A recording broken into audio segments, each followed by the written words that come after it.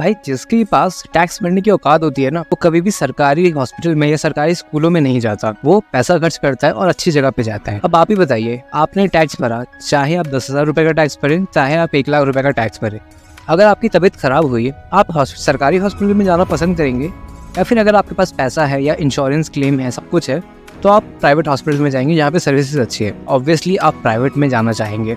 तो देखा जाए तो जो टैक्स देने वाली बात होती है उसमें कुछ लोग होंगे जो बिल्कुल भी टैक्स नहीं दे पाते। जो बाकी लोग होंगे मिडिल क्लास मेरे आपकी तरह, वो लोग टैक्स सबसे ज़्यादा देते हैं, या फिर जब और अच्छा कमाएंगे और अच्छा स्पेंड करेंगे तो और ज़्यादा टैक्स देंगे। और जो एक्चुअली जो रिच लोग होते हैं वो लोग टैक्स देते हैं, लेकिन उनके पास एक तरीका होता है टैक्स बचाने का। कोई ना कोई एग्जम्पशन ले लेते हैं, कोई ना कोई तरीका होता है, वो भी एकदम लीगल तरीके से, कोई भी आलतू फालतू तरीका नहीं, कोई इलीगल तरीके की बात नहीं कर रहे, एकदम लीगल तरीके से वो लोग टैक्स भी बचा लेते हैं। जो कि जॉब वाले पर्सन को, जो कि मेजोरिटी ऑफ लोग हैं, उनको इतना ऑप्शन मिलता भी नहीं है। तो चलिए जानते हैं आज की इस वीडियो बनाने का पर्पस क्या है। ये जो वीडियो है वो थोड़ी बहुत कंट्रोवर्शियल भी लग सकती है, बट इसमें कोई भी पार्टी को या फिर कोई भी गवर्नमेंट को कोई भी टारगेट करने की बात नहीं हो रही। ये पूरे फैक्ट्स पे बेस्ड है, और जो हमारी गवर्नमेंट ने इंट्रोड्यूस किया है हम उसके बारे में बात करेंगे कि भाई जो पैसा हम आप हमसे ले रहे हो वो ठीक सा यूज भी हो रहा है कि नहीं हो रहा है। तो जितने भी अंधभक्त लोग हैं या फिर जितने भी बीजेपी के सपोर्टर्स हैं या कोई भी गवर्नमेंट के लिए कुछ भी अच्छा या बुरा बोलना चाहता है वो आप कमेंट में बोल दीजिए, लेकिन यहाँ पे कोई भी किसी की भी इंटेंशंस को हर्ट करने का पर्पस नहीं है मेरा। तो चलिए वीडियो को शुरू करते हैं। अब रिसेंटली हाल ही में कुछ खबर आई थी जहाँ हमारी सड़कें टूटी हुई है, ट्रेन पलट जाती है, सड़कें खराब रहती है, बाढ़ आ जाता है, एयरपोर्ट का टर्मिनल 1 ही गिर जाता है। वाओ, तो हमारा पैसा भाई इस्तेमाल हो कहाँ रहा है आप ये बताओ। अब सिंपल सी बात एक और है कि मान लीजिए आपने टैक्स दिया, अब जो मिडिल क्लास लोग हैं वो सबसे ज्यादा टैक्स देते हैं, जो अमीर लोग हैं वो कैसे न कैसे टैक्स बचा लगते हैं, और जो गरीब लोग हैं उन पर टैक्स लगता ही नहीं है। तो जो मिडिल क्लास लोग हैं ना वो लोग टैक्स सबसे ज्यादा देते हैं, और देखा जाए तो उनको जो बेनिफिट मिलते हैं वो एक्चुअली में उनके लिए नहीं होते हैं, क्योंकि जो मिडिल क्लास लोग हैं वो लोग अफोर्ड कर सकते हैं थोड़ा बहुत, तो इसलिए वो सरकारी कॉलेज में जाना पसंद करेंगे पर सरकारी स्कूल में जाना कभी नहीं पसंद करेंगे, और वो सरकारी हॉस्पिटल में जाना कभी भी पसंद नहीं करते। अगर भाई उनके पास पैसा है तो क्यों इतनी लंबी लाइन में लगेंगे। यही सेम चीज स्टेट्स के साथ भी हो रही है। अब आप देख लीजिएगा कि जो कर्नाटका, केरला, जो अच्छे स्टेट्स हैं वो कितना ज्यादा टैक्स देते हैं और उनको मिलता क्या है बदले में। और वहीं पे बिहार, झारखंड, उत्तर प्रदेश और ऐसे कुछ स्टेट्स ऐसे हैं जो कि कितना टैक्स एक्चुअली वो देते हैं, उनको मिलता क्या क्या है उसके बदले, उनको कुछ ज्यादा ही बेनिफिट मिलते हैं। अब ये कोई कंट्रोवर्शियल बात नहीं है, मैं भी बिहार से हूँ, मेरे को कोई बिहार के लिए कोई गलत भावना नहीं है, बट आप समझिए बात को, ये सिर्फ हमारे लिए नहीं हो रहा है, ये सिर्फ एक मिडिल क्लास पर्सन के लिए नहीं हो रहा है, ये स्टेट्स के लिए भी हो रहा है। भाई साउथ के स्टेट्स अगर ज्यादा टैक्स दे रहे हैं तो उनको ज्यादा बेनिफिट मिलना चाहिए, लेकिन यहाँ पे जो टैक्स है वो तो नॉर्थ वालों को मिल रहा है ना। तो आप कॉलेज से ग्रेजुएट होकर निकलते हैं और आपको पता लगता है कि यार यहाँ पे ना हर दूसरा इंसान अनएम्प्लॉयड है, तो अनएम्प्लॉयमेंट इज ऑन पीक। तो आपको लगता है अनएम्प्लॉयमेंट तो बहुत ज्यादा है, तो जैसे तैसे करके आपको मुश्किल से जुगाड़ से नौकरी तो मिल ही जाती है। अब आपको नौकरी मिल गई, आपने पैसा कमाया, आपको क्या खरीदना है, आपको गाड़ी खरीदनी है, घर खरीदना है। चलिए अब जानते हैं भाई गाड़ी घर खरीदने में दिक्कत क्या है।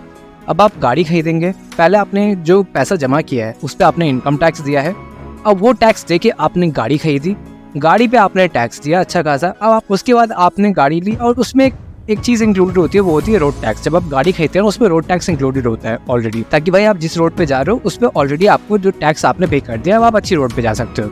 लेकिन भाई रोड टूटी हुई होती है या फिर जरा सी बारिश होती है, पानी भर जाता है, तो आपकी गाड़ी इसमें खराब हो जाती है। Make sense.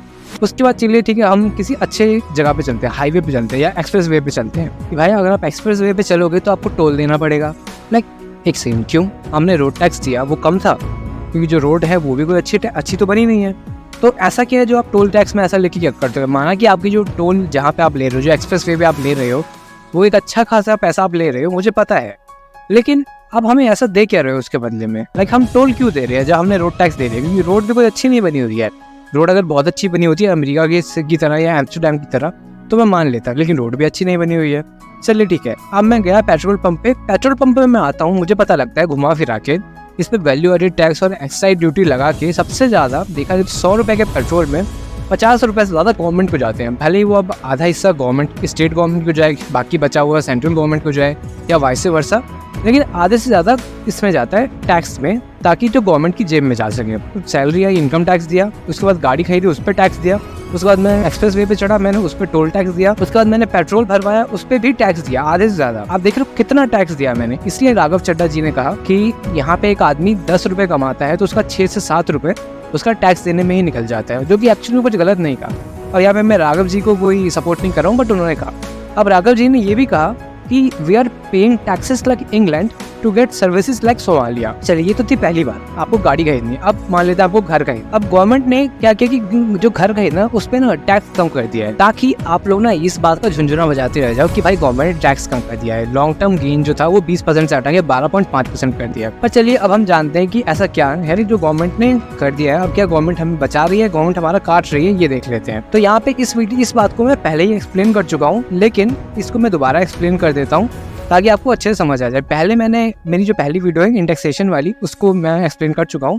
अब देखते हैं इसमें है क्या। तो ये जो एग्जांपल है ये मेरा नहीं है, एक्चुअली जो मेरे एग्जांपल है वो मैं अपनी पुरानी वीडियो में दे चुका हूँ। तो ये मैं जो लोग दोबारा इस वीडियो को देख रहे हैं उनके लिए बोरिंग ना हो जाए, तो इसलिए ये हम बना बनाए एग्जांपल लेंगे। और ये एग्जांपल जो है वो है आम आदमी पार्टी के राघव चड्ढा जी का। क्या है कि वो एक्सपर्ट हैं, वो सीए हैं, तो उनकी बातें और अच्छे से एक बार हम देख लेते हैं। तो 2001 में अगर आपने घर खरीदा है, 2001 में इसलिए कह रहा हूँ कि जो इंडेक्सेशन जो हटाया गया है वो 2001 में जो आपने घर लिया है उसके बाद लिया है, उसके लिए जिन्होंने 2001 से पहले घर लिया तो उस पर इंडेक्सेशन लगा कर लगाए। तो मान लेते हैं 2001 में जो आपने घर लिया है वो है 1 करोड़ रुपए का।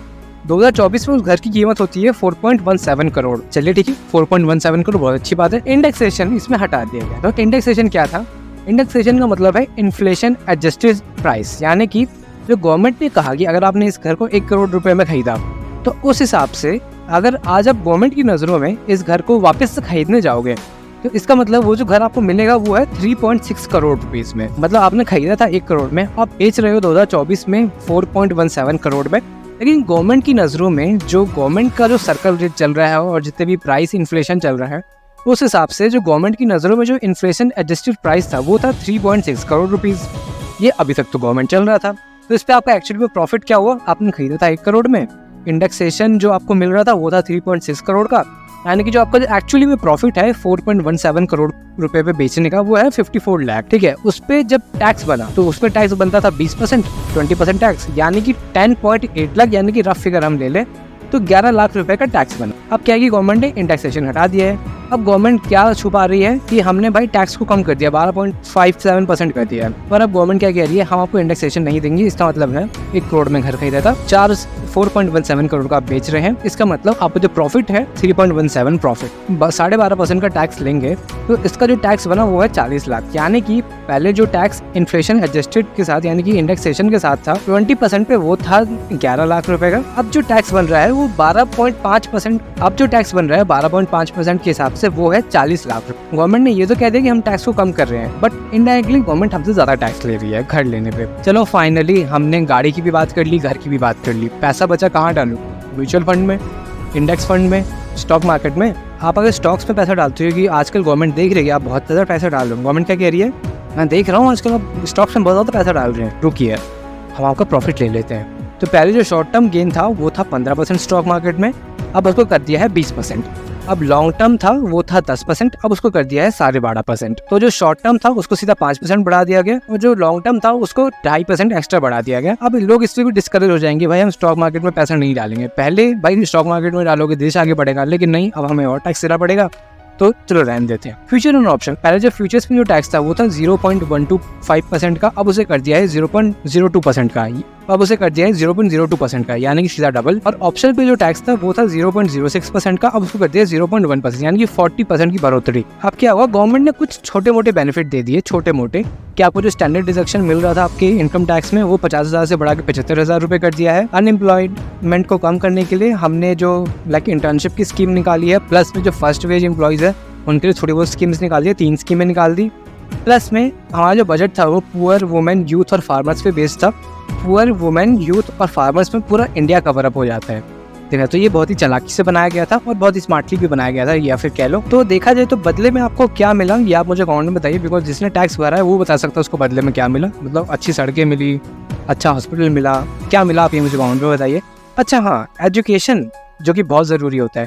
गवर्नमेंट ने यूसीजी का बजट जो है आम, यानी जो अपने एजुकेशन डिपार्टमेंट है उसका बजट 6,409 करोड़ से कम करके 2,500 करोड़ रुपए कर दिया है। यानी कि IIT JNU में जो लो फीस थी अब वो बढ़ जाएगी, प्लस में स्कॉलरशिप मिलती थी वो कम हो जाएगी, हायर फीस तो लगेगी, प्रोफेसर्स को अच्छे पेमेंट नहीं मिल पाएंगे देखा जाए तो।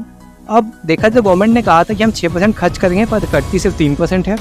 ठीक है। यूएसए जो है वो भी 6.1% खर्च करता है। चाइना जिससे हम कम्पीट करने की बात करते हैं वो है 4.2% करता है वो खर्च अपनी एजुकेशन पे। तो अगर हम एजुकेशन पे खर्च नहीं करेंगे तो हमें मिलेगा कहाँ पे? लाइक एजुकेशन तो यार अपने हर माँ बाप अपने बच्चों के लिए कराते ही है ना। हर जगह से टैक्स दे दिया आपने, एजुकेशन से ही बजट काट लिया, ये कुछ ठीक नहीं किया। तो कभी कभी समझ नहीं आता कि भाई गवर्नमेंट ने जो आम जनता है उनको क्या समझ के रखा है। तो आपको ये वीडियो अच्छा लगा, कैसा लगा, ये आप मुझे कमेंट में बताइए। और इस वीडियो को अपने दोस्तों के साथ, अपनी फैमिली के साथ शेयर कीजिए, अपने फैमिली ग्रुप में शेयर कीजिए। हम मिलेंगे अगली वीडियो में। फ्यूचर फाइनेंस को सब्सक्राइब कीजिए। मिलते हैं अगली वीडियो में।